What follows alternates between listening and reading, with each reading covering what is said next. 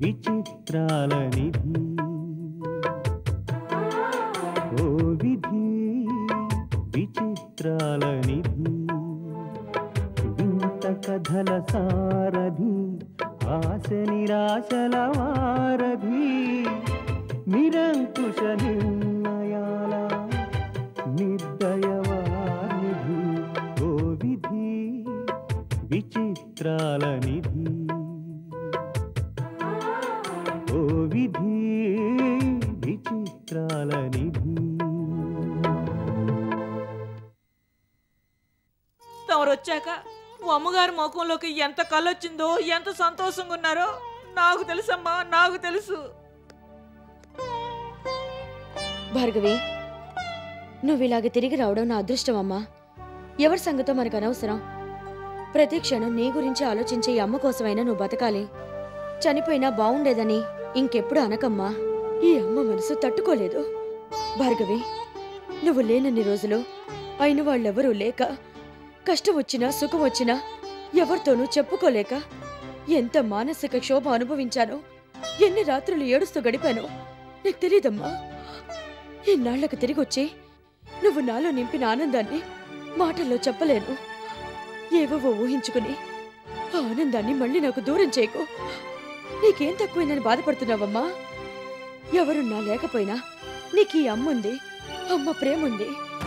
లేమ్మా, భోంచేద్దాన్రా. రా.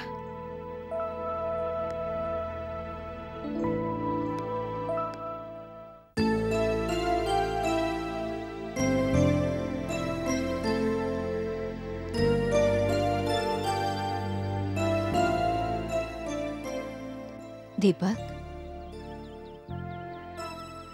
ఏమిటమ్మా? ఒక్కడివి ఇక్కడేం చేస్తున్నావు బాబు? కిందకెళ్దాం పదా.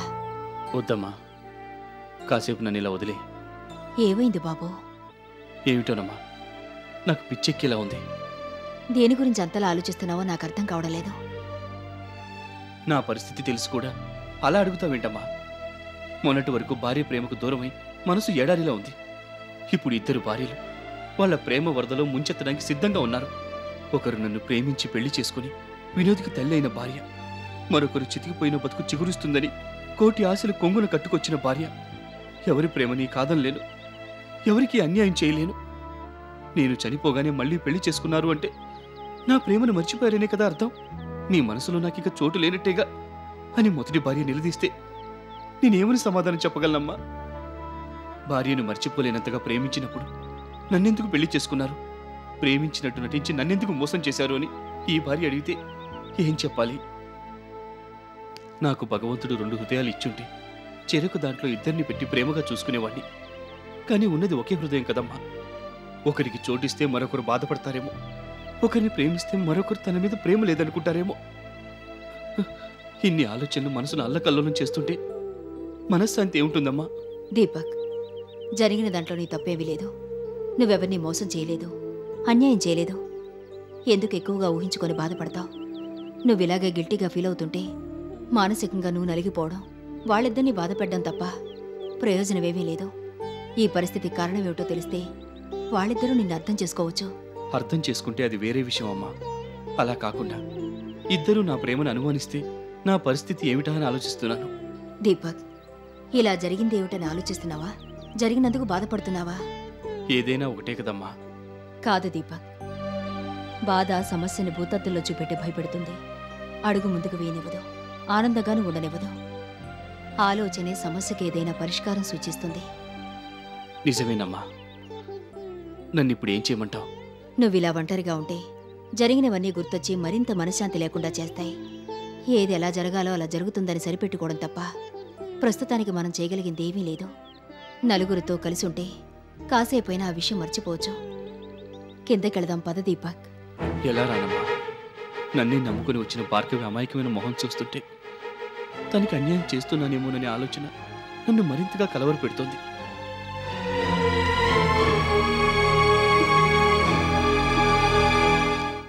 సుధీర్, సుధీర్, ఎవరు లేరా ఇంట్లో? నమస్కారం సార్, కూర్చోండి. కూర్చోడానికి తీరిగ్గా కబుర్లు చెప్పడానికి నాకు టైం లేదు. నా అద్దె సంగతి ఏం చేశావు? కొంచెం టైం ఇమ్మని అడిగాను కదా సార్. అడిగావు, కానీ ఎన్నాళ్ళు? రోజుల, వారాల, నెలల, సంవత్సరాల, ఇప్పటికే 3 నెలలు అద్దె బాకీ. అద్దె అడిగినప్పుడల్లా బాబాయ్ గారు, పిన్ని గారు అని పనికిరాని వరుసలు కలిపి మీ ఆవిడ ఇవాళిస్తాను, రేపిస్తాను అని కబుర్లు చెప్పడం తప్ప అద్దె మాత్రం ఇవ్వదు.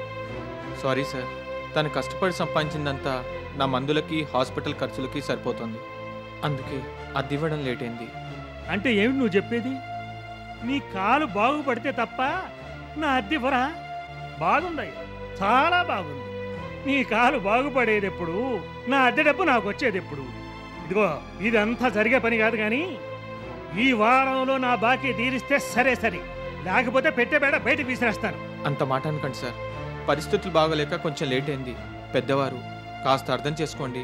ఇలా అందరి పరిస్థితులు ఆలోచిస్తూ కూర్చుంటే అద్దె డబ్బులు రాక నేను అడుక్కు తినాలి. అసలు ముందు వెనక ఆలోచించకుండా అడ్డమైన వాళ్ళకి ఇల్లు అద్దెకిస్తే ఏమవుతుందో ఇప్పుడు బాగా అర్థమైంది. మిమ్మల్ని ఇబ్బంది పెడుతున్నందుకు మాకు బాధగానే ఉంది. మీరు బాధపడుతూ కూర్చుంటే నా అద్దె డబ్బు నాకు రాదుగా. ఇలాంటి కబుర్లు చెప్పే మీ ఆవిడ ఇంతకాలం నా అద్దె అగ్గొట్టింది. మీరు చెప్పే హరికథలు వినటానికి నాకు ఓపిక లేదు కానీ ఇదే ఫైనల్ వార్నింగ్. వారం రోజుల్లో అద్దిస్తే సరే సరే, లేదంటే ఇంట్లోంచి బయటికి గెంటేస్తాను, అది గ్యారంటీ. లేదు సార్, కావేరి రాగానే ఇచ్చేస్తాను. ఆ మాట అంటే ఇంక నేను అద్దె మీద ఆశ వదులుకోవాల్సిందే. మొగుడు అవిటివాడు, మంచం మించి లేవలేడు, నడవలేడు, సంపాదన లేదు అని తెలిసి కూడా వారం రోజుల నుంచి కనిపించకుండా పోయిందంటే ఏమనుకోవాలి? సంసారపక్షమైన ఏ ఆడది అలా మొగుడిని వదిలేసి చెప్పా పెట్టకుండా వెళ్ళిపోదు. అలా వెళ్ళిపోయిందంటేనే మీ ఆవిడ ఎలాంటి మనిషో అర్థమవుతుంది. నారాయణ గారు, నా కాల్ ఆపరేషన్కి డబ్బు అవసరం అని తనకు తెలిసి వాళ్ళని అడిగి తీసుకురావడం కోసం ఊరెళ్ళుంటుంది. ఇవాళ రేపో వచ్చేస్తుంది. రాగానే మీ అద్దె మీకు ఇచ్చేస్తాం. మీ ఆవిడ తిరిగి వస్తుందని నువ్వేదో ఆశపడుతున్నట్టున్నావు కానీ నాకైతే నమ్మకం లేదు. మగాడు తిరక్క చెడ్డాడు, ఆడది తిరిగి చెడిందని ఓసారి తిరుగుళ్ళకి అలవాటు పడ్డవాళ్ళు మొగుణ్ణి అంటి పెట్టుకుని ఉండలేరు. అంచేత అలాంటి ఆశలేమీ పెట్టుకో. నారాయణ గారు, అద్దె ఇవ్వలేదని మీరు ఇంత దారుణంగా మాట్లాడడం పద్ధతిగా లేదు. అలాగా? ఏమిటి పద్ధతిగా లేదు? 3 నెలల నుంచి నా అద్దె నాకు ఇవ్వకపోవటమా? మీ ఆవిడ మొగుణ్ణి వదిలేసి కనిపించకుండా వెళ్ళిపోవటమా? నారాయణ గారు, ఏమిటి పౌరుషం పొడుచుకొచ్చినట్టుందే? అదేదని పెళ్ళామే చూపించుంటే ఇంటి పట్టునే పడి ఉండి ఇలా కనిపించకుండా వెళ్ళిపోయేది కాదు. అయినా నీతో నాకు మాటలేమిటి, అనవసరం. వారం రోజుల్లో నా అద్దె నాకు ఇచ్చేటట్టుంటే కొంపలో ఉంచుతాను, లేదంటే బయటికి గెంటేస్తాను, అది గుర్తుపెట్టుకో.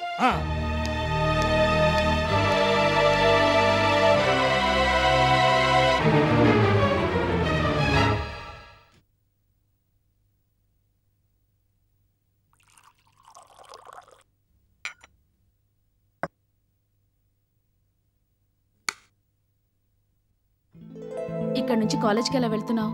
అరగంటకో బస్సు ఉందక్క, కాకపోతే ఇంకో అరగంట ఎక్కువ పడుతుంది. భార్గవి, కాఫీ తీసుకోమ్మా. అమ్మా, నాకు కూడా కాఫీ ఇవ్వా? లోపల ఉంది, తెచ్చుకోమ్మా.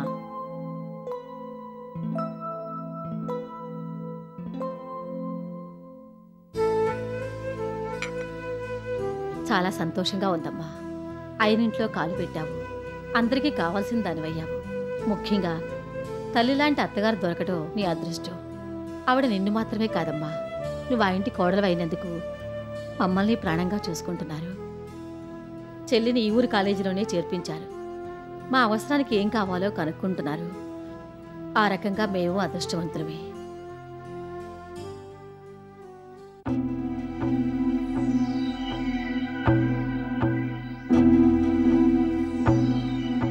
ఏంటమ్మా అలా ఉన్నావు? నువ్వెంతో సంతోషంగా ఉన్నావని మేము అనుకుంటుంటే నువ్వెందుకలా విచారంగా ఉన్నావు? అదేనమ్మా, అంత మంచి మనుషుల మధ్య నా వల్ల అనవసరంగా కలతలు రేగుతాయేమోనని బాధగా ఉంది. కలతలు రేగుతాయని నువ్వెందుకు అనుకుంటున్నావో నాకు అర్థం కావటం లేదమ్మా. ఇంతవరకు నేను అనుకోలేదమ్మా, కానీ ఇప్పుడు అనుకోవాల్సి వస్తుంది. ఏమైంది భార్గవి? ఆయన ఎంతో ప్రేమగా, ప్రాణానికి ప్రాణంగా చూసుకున్న మొదటి భార్య తిరిగొచ్చిందమ్మా. అదేమిటి, ఆవిడ చనిపోయిందన్నారు కదా? లేదమ్మా, యాక్సిడెంట్లో చనిపోయిందని పొరపాటున అందరూ అనుకున్నారు. కానీ అదృష్టవశాత్తు ఆవిడ బతికే ఉంది. నిజంగా సంతోషించవలసిన విషయమే కదా భార్గవి. అయినా అల్లుడు గారి మొదటి భార్య తిరిగి వచ్చినంత మాత్రాన నిన్ను అభిమానించరని, నీ వల్ల కలతలొస్తాయని నువ్వెందుకు అనుకుంటున్నావమ్మా? వాళ్ళు ఒకరిని బాధ పెట్టే మనుషులు కాదు కదా. వాళ్ళు బాధపడతారని కాదమ్మా, నేను వాళ్ళకి భారం అవుతానేమోనని భయం. ఆయన చాలా మంచి మనిషి అంచేత భార్య రాగానే ఆయన నన్ను నిర్లక్ష్యం చేస్తున్నానేమోనని తెలియకుండానే మదన పడిపోతున్నారు. అది నాకు చాలా ఇబ్బందిగా ఉంది. ఆయన్ని చూడాలంటేనే ఏదో బెరుగ్గా ఉంటుంది. అందుకని ఆవిడ స్థానం ఆవిడకిచ్చేసి నేను తప్పుకుంటే ఎలా ఉంటుందనిపిస్తుంది. ఏమిటి నీ పిచ్చి భార్గవి? జరిగిన దానికి ఎవ్వరూ బాధ్యులు కారు. ఇందులో నీ తప్పేమీ లేదు. నువ్వెందుకు బాధపడ్డావు? అనవసరంగా ఏవేవో ఊహించుకొని ఎందుకమ్మా నీ మనసు పాడు చేసుకుంటావు? మనం తెలిసి ఎవరికీ అన్యాయం చేయలేదు కాబట్టి దేవుడు కూడా మనకు అన్యాయం చేయడు.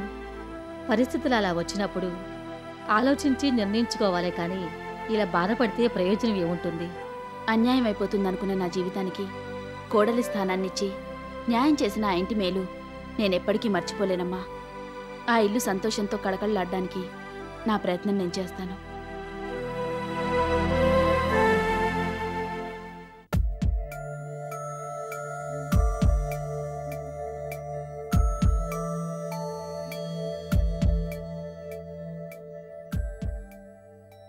భార్గవి, భార్గవి,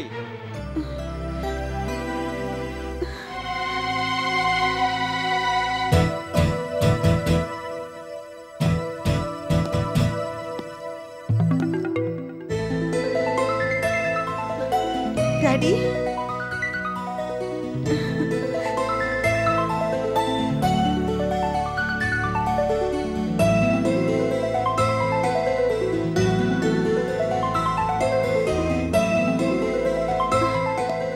అమ్మా భార్గవి, ఎన్నేళ్ళయిందమ్మా నిన్ను చూసి.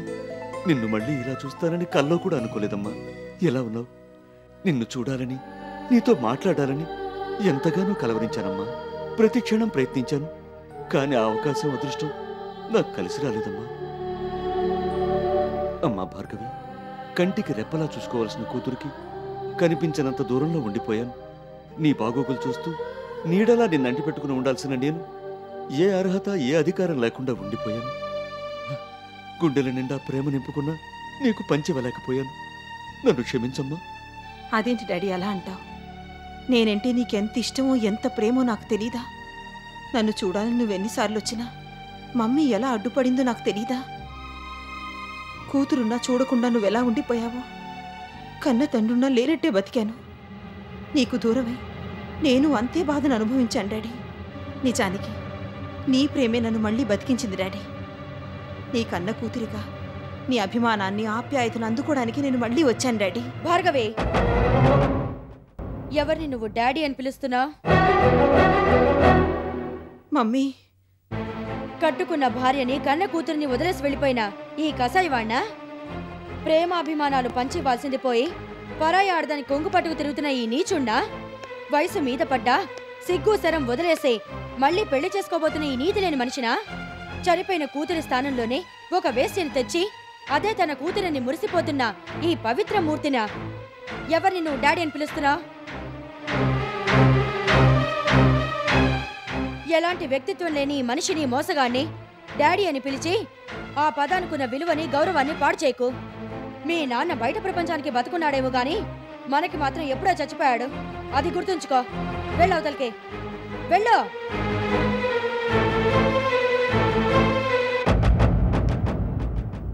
ఈ ఇంట్లో నీకున్న స్థానం ఏమిటో తెలిసిందిగా. మర్యాదగా బయటికి పో. కూతురి పేరు చెప్పుకుని మరోసారి ఈ గడప తొక్కడానికి ప్రయత్నిస్తే పరిస్థితులు దారుణంగా ఉంటాయి. రోజీ, నాకు కూతురు మీదున్న ప్రేమని అడ్డు పెట్టుకుని నీ ఇష్టం వచ్చినట్టు మాట్లాడుతున్నావు. నేను నీకు సమాధానం చెప్పలేక కాదు. నీలాగే నేను మూర్ఖంగా ప్రవర్తిస్తే అమాయకురాలైన నా కూతురు మానసిక క్షోభ అనుభవిస్తుంది. నా కూతురు నన్ను రాక్షసుడిగా అనుకోవడం నాకు ఇష్టం లేదు. అందుకే వెళ్ళిపోతున్నాను.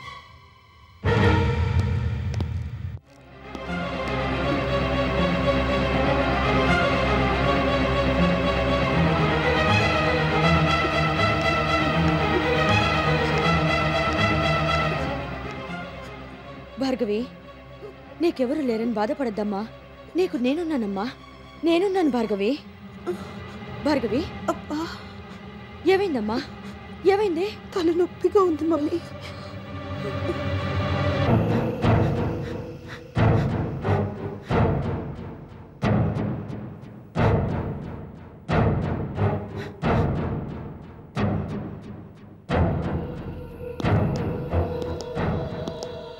నిమిషం అలా బయట కూర్చోమ్మా.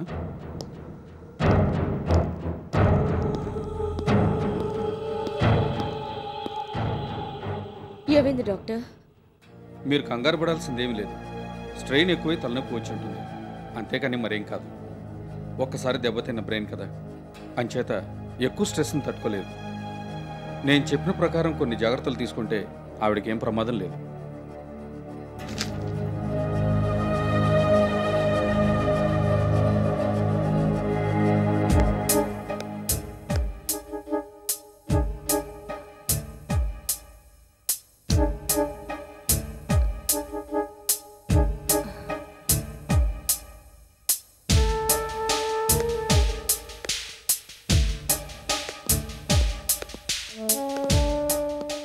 రేణుక, 6 గంటలకల్లా వెళ్దామన్నావు, ఇప్పుడు 6:30 అయింది.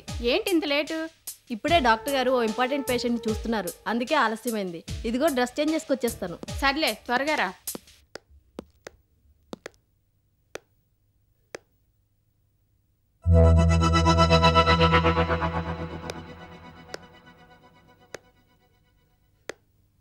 కావేరి, ఏంటి కావేరి అలా చూస్తున్నావు? నేను నీ ఫ్రెండ్ ఉషని. నన్ను కూడా గుర్తుపట్టలేదా? నువ్వు ఇక్కడేం చేస్తున్నావు? వారం రోజుల నుంచి నువ్వు కనపడటం లేదని సుధీర్ పాపం కంగారు పడిపోతున్నాడు. చెప్పకుండా నువ్వు ఇలా వచ్చేస్తే అతను ఏమైపోతాడు చెప్పు? మీరేం మాట్లాడుతున్నారో నాకు అర్థం కావడం లేదు. అదేంటి కావేరి అలా మాట్లాడతావు? సుధీర్ పరిస్థితి ఏం బాలేదు. అతన్ని చూసేవాళ్ళు చేసేవాళ్ళు ఎవ్వరూ లేరు. వాళ్ళ అమ్మగారు కూడా నేను ఒక్కదానే ఉండి ఇవన్నీ చూడలేను, వైజాగ్ వెళ్ళిపోదాం రా అని పోరు పెడుతున్నారు. మీరు ఈ విషయాలన్నీ నాకెందుకు చెప్తున్నారు? అసలు సుధీర్ ఎవరో కూడా నాకు తెలీదు.